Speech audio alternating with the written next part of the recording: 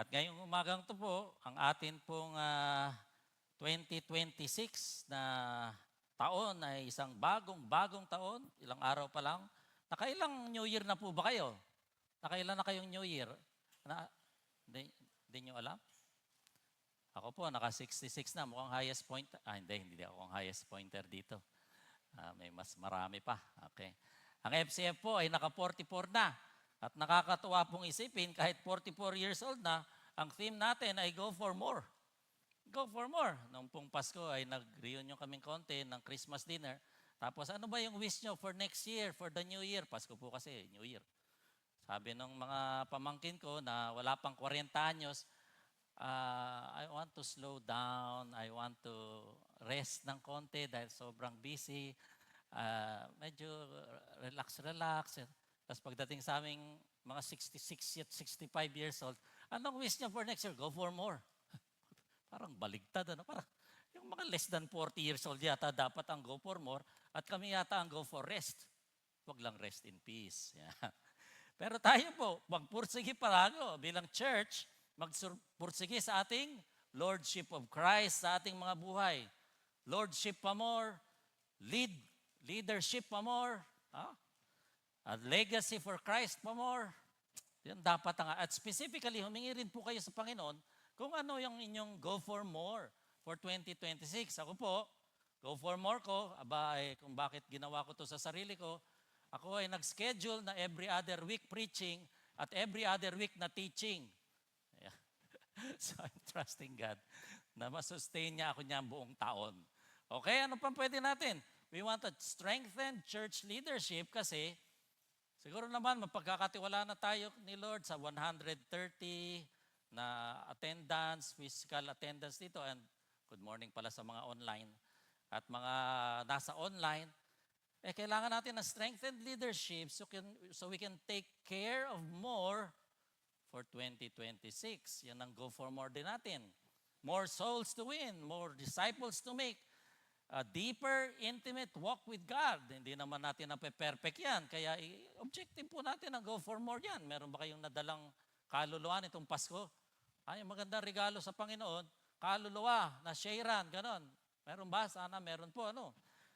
Go for more what? Loving God and loving others. The greatest commandments yan. Dapat yan po ay ating pong ino-objective yan, ating kinakarir yan. Go for more serious steps towards becoming a man, a woman of prayer, a man, a woman of the Word, a man, the woman of victorious Christian living.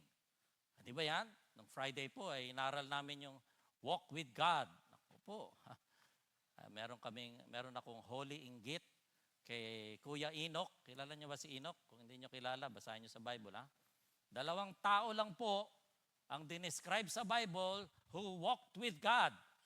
Yung isa, dapat nasa Bible quiz to mga kapatid. Nasa na ba yung mga youth? Next year, yan ang ating quiz. Walked with God. Sino? Si Enoch yung isa at sino? Absent yung 54. Yung 54, makakasagot yun. Sino yun? No. Ay, absent ka sila. Ako lang pala. Si Noah, 2 sila. Na nag-walk with God. Yan ang objective natin. Tayo po ay maging closely walking with God. And as a church, ang gusto natin, FCF, maging HOP. Ano naman yung HOP? Pakulo ka na naman House of Prayer. Nawa ay magkaroon tayo ng steps towards that. At ano pang mas magandang umpisa ng taon, kundi Bible Month, mga kapatid. Batas yan.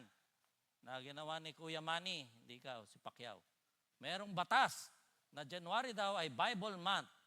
Parang Pilipinas lang ang meron yan. Di ba kayo masaya niyan? Sa ibang bansa, tinatago, ini-smuggle pa ang Bible. Tayo naman, paramihan sa bahay, paramihan ng naaalikabukan. Tama ba? Hindi, nababasa yan. In fact, punit-punit na nga sa kakabasa, tama? Amen? Wala. Pero ngayon ay Bible Month. At narinig nyo na po ba ito? The pen is mightier than the sword.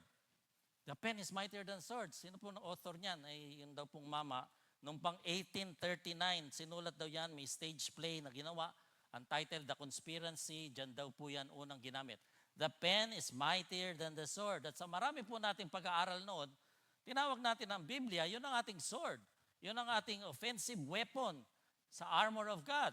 Pero ngayong umagang to, papakita natin sa inyo that not only is the Bible the offensive weapon of our spiritual armor, but it is the entire weapon. In the Bible, we have both the pen and the sword. Akalain mo, yung written word. The word and the sword, a complete weapon. Kaya yung pong ating iuuwi ngayon, anong gusto nating sabihin? God's full armor, dalawang salita lang talaga yan eh. Ano po yung dalawang salita? God's truth. Kailangan sabihin natin God's truth. Kasi po sa panahon ngayon, kanya-kanya ng truth, kanya-kanya ng invento. Gusto mong maniwala na kwadrado ang buwan? Yun ang truth mo. Kanya-kanya daw po. Hindi tayo ganun. Tayo, ang truth natin ay sa salita ng Panginoon. Kaya ang atin pong papakita natin na kung ang God's Word ay nasa puso natin, tayo po ay may kompletong weapon, kompletong full armor of God. Kasi kung yung kailangan na natin, yung salita ng Diyos, ang ating weapon. Let 2026 be a victorious year for all of us. Individually, sa mga personal na buhay natin, and as a church. At isa sa mga susi sa tagumpay na yan, ay matutunan natin ang paggamit ng weapon na yan, ng word na yan. So let us rise and read Ephesians chapter 6, 14 to 18. Let us read responsibly. Ano po? Sagutang pagbabasa, Ephesians chapter 6, the last chapter, 14 to 18. Ayan. Basahin ko yung 14, sasagot kayo sa 15, and so on. Ephesians chapter 6, 14 to 18. Verse 14, nakasulat po dyan. Stand firm then, with a belt of truth buckled around your waist, with a breastplate of righteousness in place.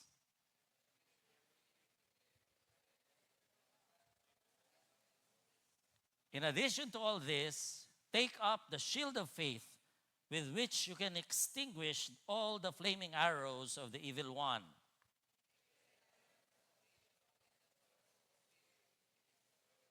Sabay-sabay po tayo sa 18. And pray in the Spirit on all occasions, with all kinds of prayers and requests. With this in mind, be alert and always keep on praying for all the Lord's people. At yan po ang gagawin natin ngayon. Salamat, Panginoon, that we can pray. And we pray now for you to fill us, empower us, open our hearts, minds, and our hands that we may walk with you as a result of this message. That we may walk closely and intimately, malapit na malapit sa inyo, Panginoon. Naway marinig namin, may sa puso namin, at magbunga sa amin ang iyong salita dahil yan po ang iyong pangako. Sa pangalan ni Jesus, Amen. Makaupo na po tayo. So, ano po ba ang konteksto ng full armor na yan? What is the context of the full armor? At nung konteksto na yan, nung masabi ang konteksto na yan, sabi niya, stand firm. Maging matatag ka. Yung pong Ephesians ay sinulat ni Pablo to strengthen the believers in their Christian faith by explaining the nature and the purpose of the church. So, papatapos na po siya sa chapter 6. Ito po yung mga last words of the letter. And then he focuses on kung paano tatayo ang mga taga-Efeso, ang mga mananampalataya sa kanilang pananampalataya, both as a church and individually. Di ba yan din po ang kailangan natin ngayon? Relevant sa FCF po yan. As we enter 2026, gusto natin maging mas matatag po tayo sa ating pananampalataya. We will stand firm kahit anong bagyo ang dumating. Amen? At yan po, ang susi dyan ay matututunan natin. Bakit? Sinabi po dyan, ang konteksto talaga sa chapter 2, verses 1 to 3, ay tatlo ang kaaway ng bawat isa sa inyo, sa atin. May kaaway tayo. Ano yung tatlo? Makikita po natin sa chapter 2, verses 1 to 3. Sabi po yan, as for you, you were dead dati. You were dead in your transgressions and sin, in which you used to live when you followed the ways of the, ano yung unang kaaway?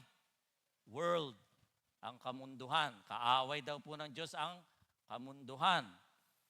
And in the ways of the ruler of the kingdom of the air. Sino yan? Si Taning po yan. Who is now at work in those who are disobedient to the word of God. Yun po ang nagtatrabaho. Kaya po yung sineshare nyo, ayaw matanggap. Nagtatrabaho pa, masigasig pa si Satanas doon. At paano mapapalayas yun? Ipanalangin po ninyo para mabuksan ang isipan. All of us also, lived. All of us also lived, sabi diyan, among whom? Among the disobedient. Anong ginagawa ng disobedient? Gratifying the cravings of the third enemy? Flesh. The flesh. And following its desires and thoughts. Like the rest, kagaya daw ng marami dati, tayong lahat, bago tayo maging Kristiyano, we were by nature deserving of wrath. Puot ng Diyos. Impyerno ang ibig sabihin. So itong konteksto na to, si Pablo ngayon, sinasabi niya, finally, sabi niya, lastly, most importantly, be strong in the Lord and in the mighty power and in His mighty power. So sa mga patapos ng mga verses na to, sabi ni Pablo, in-encourage ni Pablo, ang Ephesian Church at ang Fairview Christian Fellowship, we are being encouraged with the basic truths that will make us walk in victory ngayong bagong taon na to, araw-araw. Ito po ang kailangan nating araw-araw na maisip, na maintindihan. By His death and resurrection, sabi po ni Warren Risby, Christ overcame the world. Sabi niya, in this world you shall have tribulation, but be of good cheer, I have overcome the world. Di ba? Sabi niya. Galatians 6:4, sabi niya, may I never boast, sabi ni Pablo, except in the cross of the Lord Jesus Christ, through which the world was crucified to me, and I was crucified to the world. Grabe yung mga symbolism yan.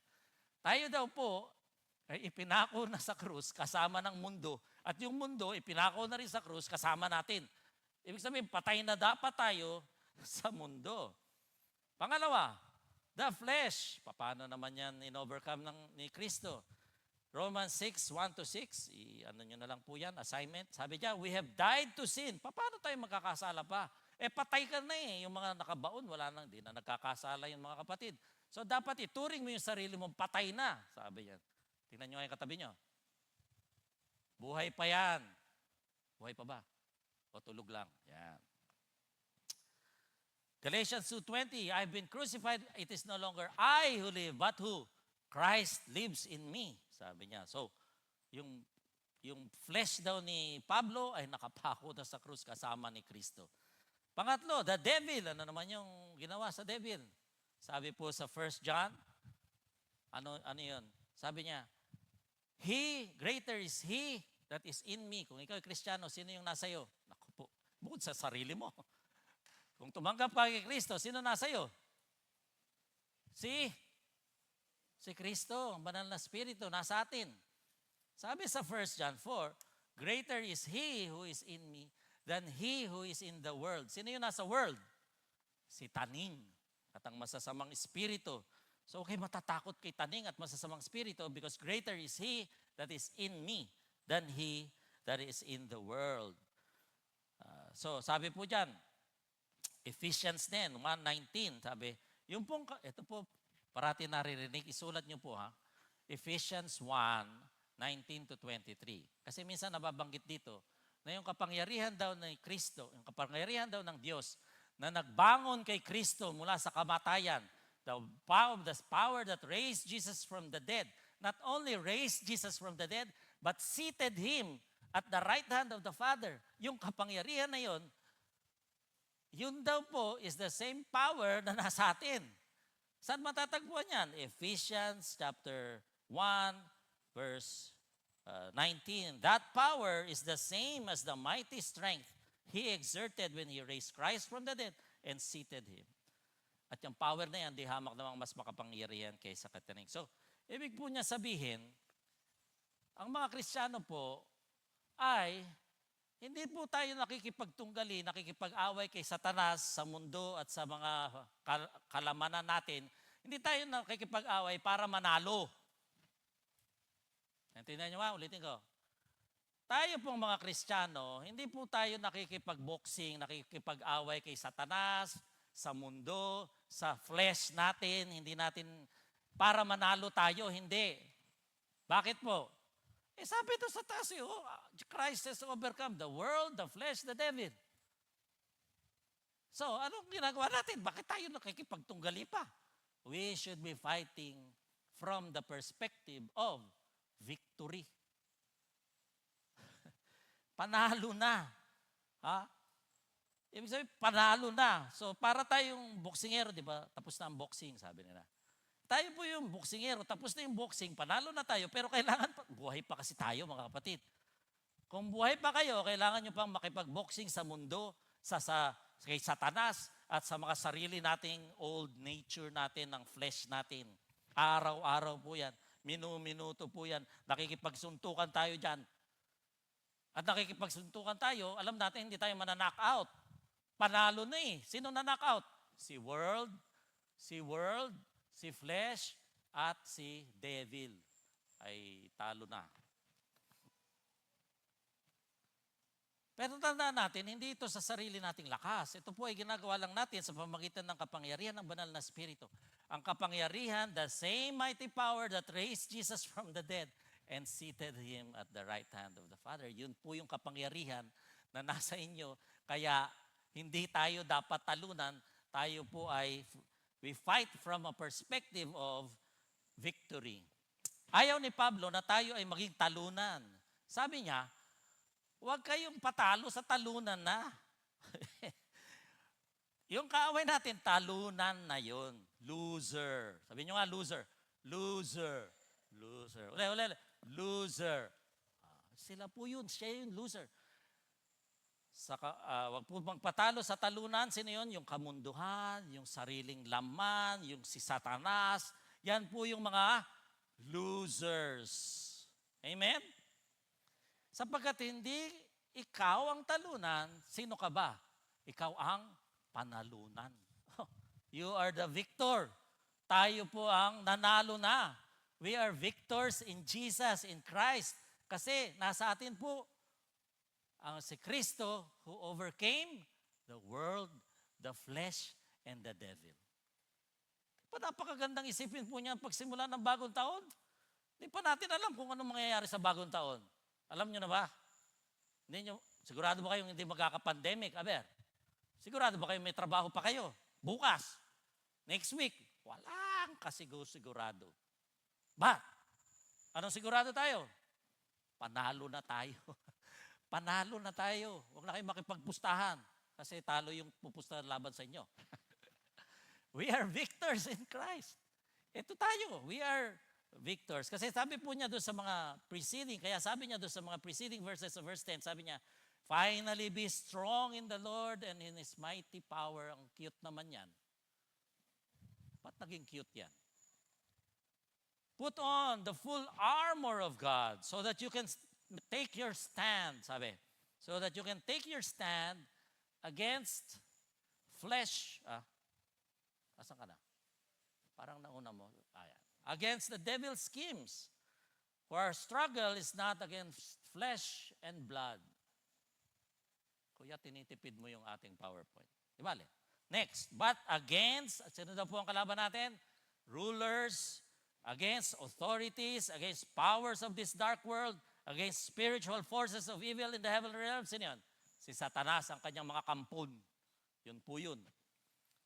And the heavenly realms. Therefore, sabi niya, put on the full armor of God so that when the day of evil comes, you may be able to stand your ground, and after you have done everything, to stand.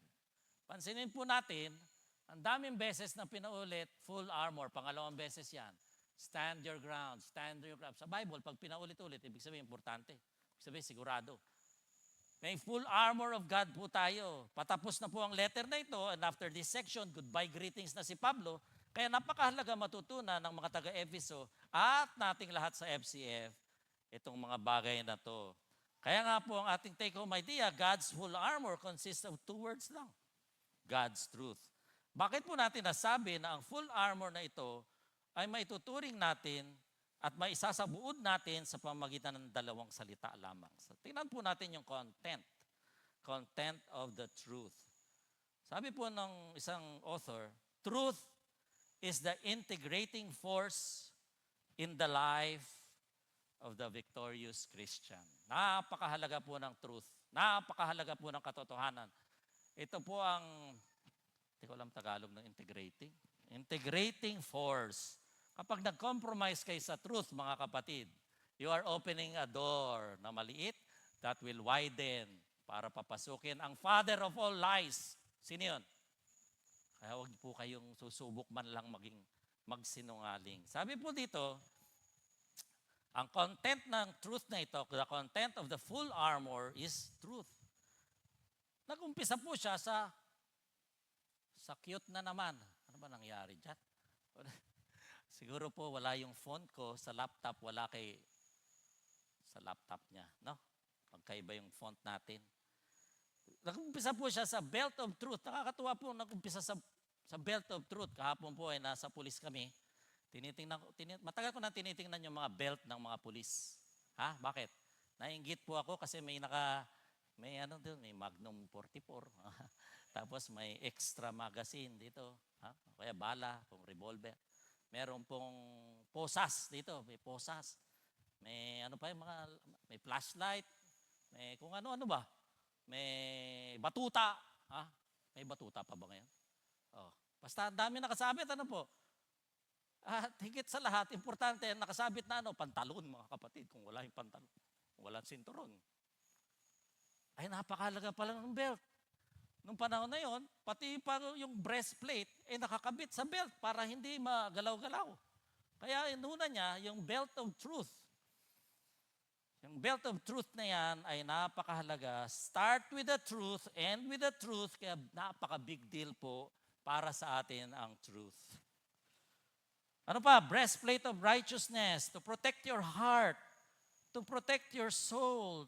Kailangan po ay alam niyo yung katotohanan sa pamamagitan ni Jesucristo kasi po you are righteous in God's eyes because of Jesus Christ. Yun ang katotohanan. Sinasabi ni Satanas, Kristiyano ka, tingnan mo nga. Ang ginagawa mo dyan, para ka hindi Kristiyano. Lahat po tayo nagkakamali. Nawa ay nababawasan na yung mali habang tumatagal tayo. Tumatanda tayo sa buhay Kristiyano. Sana po may pinagkakatandaan tayo. Hindi yung pareho pa rin yung ating kasalanan noon, yun pa rin ginagawa ngayon, 40 years na. Hindi, nababawasan na. We are not sinless, but sinning less and less and less. Slowly. Pero ang katotohanan, tayo po sa mata ng Diyos ay hindi na hinusgahan. There is therefore now no condemnation to those who are in Christ Jesus. Ano pa? Ang pangapaadaw po natin ang magdadala ng katotohanan ng Ebanghelyo, the Gospel of Peace. Ano po yung truth dyan? Hindi mo naman madadala po yan kung ikaw mismo walang peace with God. And you don't have the peace of God. How will you share the Gospel of Peace? At ang katotohanan, kapag tayo po ay nakikristo na, tinanggap na natin si Kristo, tayo po ay peace na sa Diyos. Wala na po sa atin yung wrath of God. Hindi po dagayon na. Puot ng Diyos. Ano yung puot ng Diyos? Sa kasalanan. Kapag tayo nakikristo na, we can be, yung kapatos natin, dalhin natin sa kung saan man, dala-dala natin ang mabuting balita, ang katotohanan na sila rin ay pwede nating ma-reconcile sa Diyos sa pamamagitan ni Kristo. Napakahalaga po ng katotohanan dahil yung iba-ibang banghelyo, other gospel ang tawag ni Pablo, tayo po dapat malinaw ang ating gospel. Sabi niya, may shield of faith din. Nasa na? Yung shield of faith, siyempre po yung inyong pananampalataya, dapat ay nakabatay sa katotohanan. Kaya kailangan nagbabasa po kayong Bible. Paano nyo pagkakatiwalaan yung taong hindi nyo kilala? Paano po nyo pagkakatiwalaan ng Diyos kung hindi nyo siya kilala? Paano nyo makikilala ang Diyos? Sa pamigitan ng Biblia. Wala nang iba pong paraan. Huwag na kayo maghintay na mananaginip pa kayo, may vision, o yung ulap, magpo-formation. Huwag na po kayo maghintay no. Nasa Bible na lahat ng kailangan nating basahin, lahat na ng ating malaman tungkol sa Diyos. Paano lalakas ang pananampalataya kung hindi naman kayo nagbabasa ng Bible? Kailangan po magbasa tayong Bible. Unang-una, buksan ang mga Biblia sa... quiz na naman to. Hezekiah chapter 4 verse 2. Mag-uunahan pa kayo dyan. Huwag na po, tip na yan sa mga magpapa-ordain. Wala. So sabi po dyan, helmet of salvation, napakahalaga. Ay, nasa na? Helmet of salvation, mga kapatid. Ang salvation natin is based on nothing else but the cross. Alalahanin niyo yan. Napakaraming relihiyoso, mga kapatid. Dinadagdagan yung cross. Kailangan magsimba ka ng ilang beses maghapon. Kailangan meron kang ialay. Kailangan pupunta ka pa kung kani-kaninong mga kamag-anak ng Kristo. Hindi po yun ang katotohanan, mga kapatid. Kung tayong lahat ay na kay Kristo, dumiretso na kayo sa Ama ni Kristo. Kagaya ni Kristo na dumediretso sa kanyang Ama. Yun po ang importante. Kasi minsan, helmet yan, the mind. Anong pinoprotect niyan? Utak, helmet. Paano kailangan kung ano-anong binabasa ninyo, pinapanood ninyo, hindi naman Bible, di yung utak ninyo puno-punang kung ano-ano. Sabi po, do not be conformed to this world, but be transformed by what? The renewing of your mind. Paano marirenew po yan kung hindi tayo nagbabasa ng Bible, mga kapatid? Sayang. Libre. Ang daming libre. Ang daming, sa ibang bansa, bawal. Ikukulong ka. Kaya pinupunit-punit nila ito.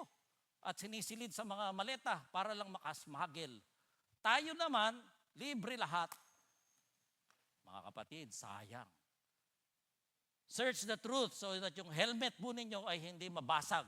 And lastly, the sword of the Spirit. Siyempre, yan ang sinasabi natin. So, nag-umpisa sa belt of truth, the sword, the word of the Spirit, lahat batay po sa katotohanan. Jesus was tempted 3 times in the wilderness. Alala niyo po yun. 3 times ginamit niya yung word of God. It is written, it is written, it is written. Ginamit din ni Diablo. Kita niyo. Baka mas marami pang alam si Satanas sa Bible kaysa sa atin, mga kapatid. Sabi ni Satanas, it is written. Yung angels daw, sasaluhin ka. Tumalong ka dyan, sasaluhin ka ng angels. Sabi sa Psalm, kinote pa kung anong verse. Alam ni Satanas yung Bible, mga kapatid. Paano nyo gagamitin sandata yun kung mas marami pang alam yung kaaway nyo kaysa sa atin?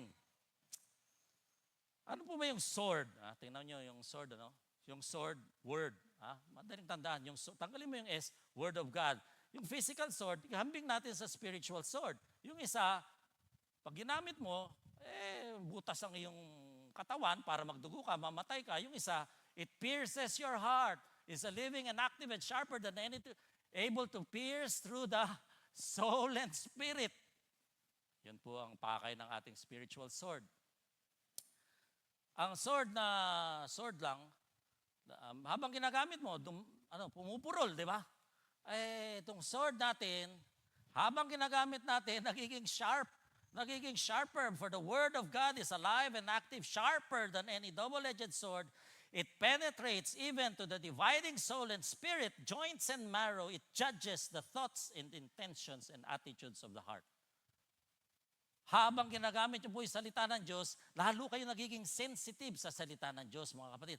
Nakakarinig na kayo sa Panginoon kahit po hindi kayo nagbabasang Bible, nangungusap ng Holy Spirit sa inyo, na i-impress kayo, meron pong dumadating sa isipan niyo, salita ng Diyos yun.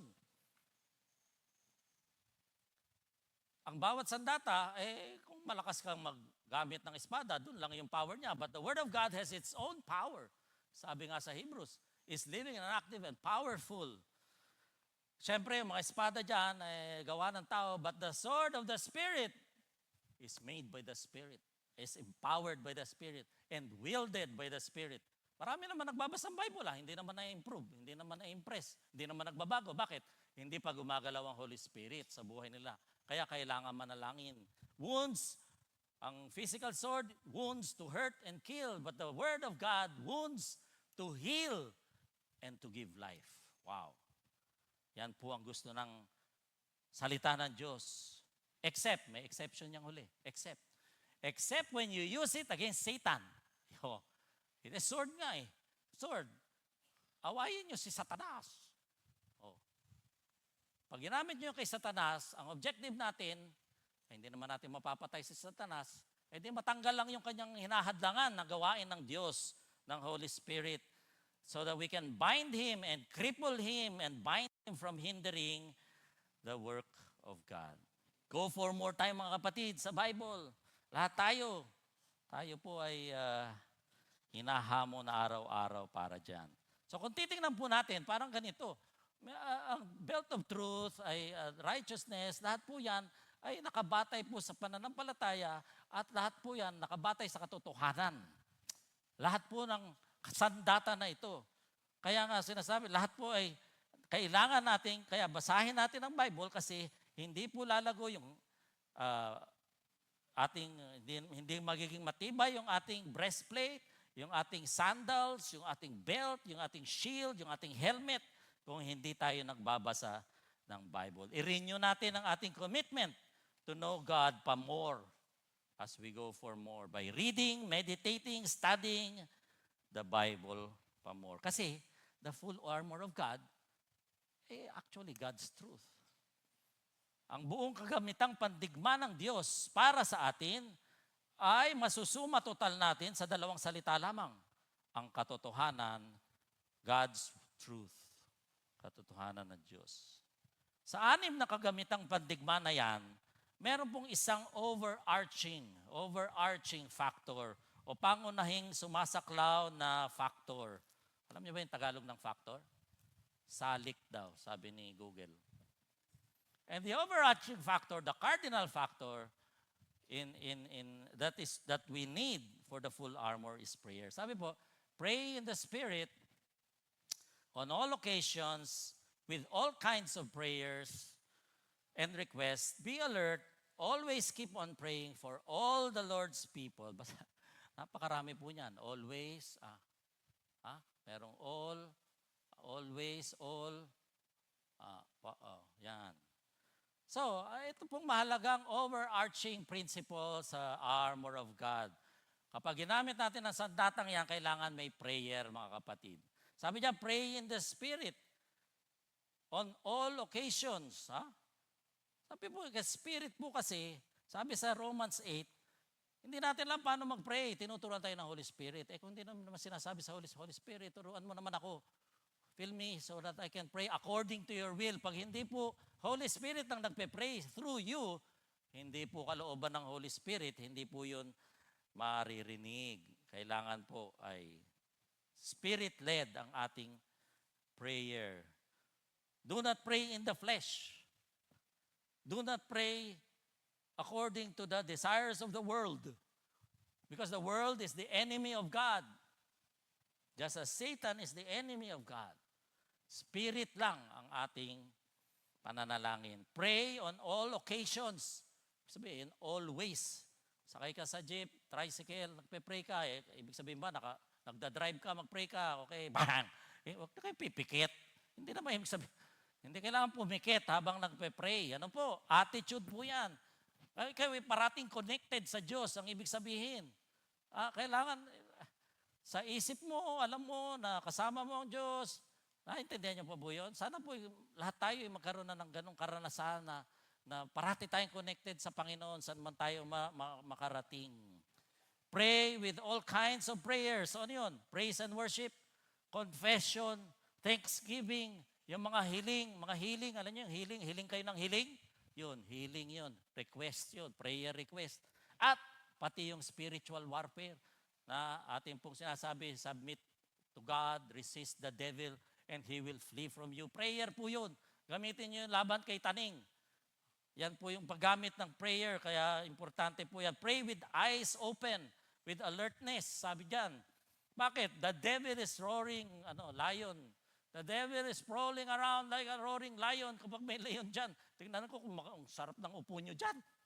Tingnan nyo kung may leon dyan, kung kayo ganyan maupo. Aber, lahat po tayo nagkumaripas na ng takbo.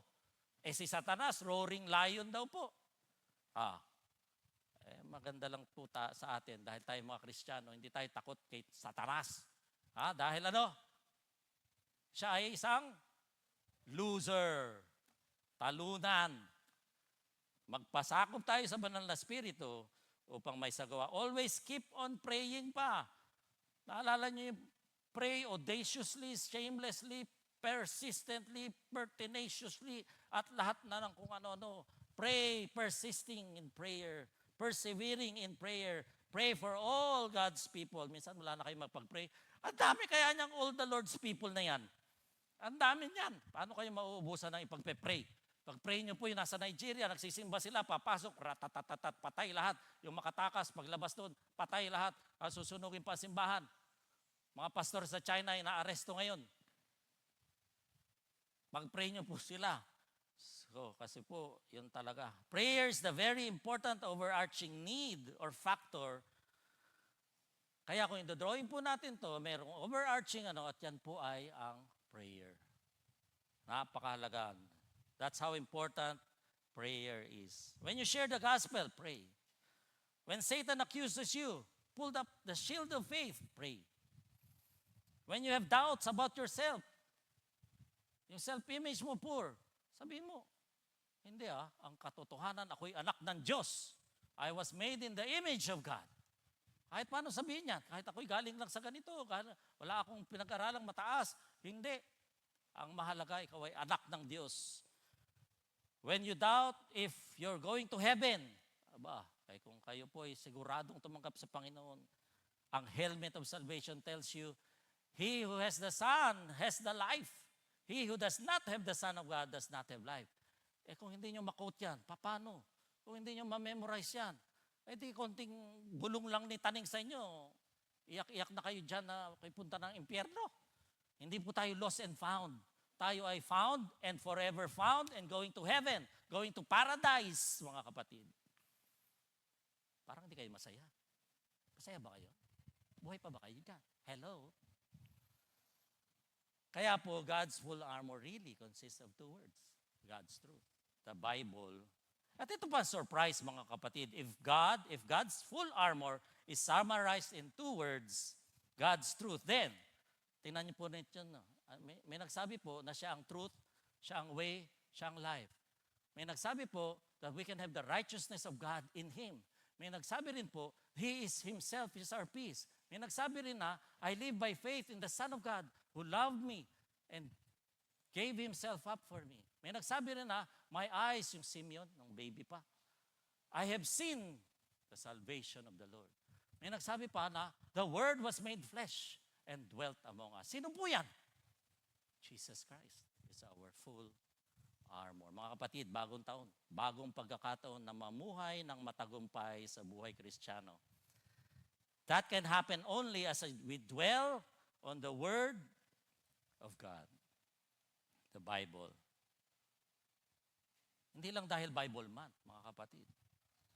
But because the Bible is God's Word, God's truth, God's full armor, Jesus Christ is truth. He is our full armor. Go for more tayo, mga kapatid. Go for more in getting to know Him. He is the truth that sets us free. He is the truth that leads us to victory. 24/7, 365. Kung leap year, 366. Remember the cardinal factor to make it all work. Prayer. At all times, on all occasion, all kinds of prayer for all God's people with alertness. Kasi po alam natin that God's full armor consists of just two words.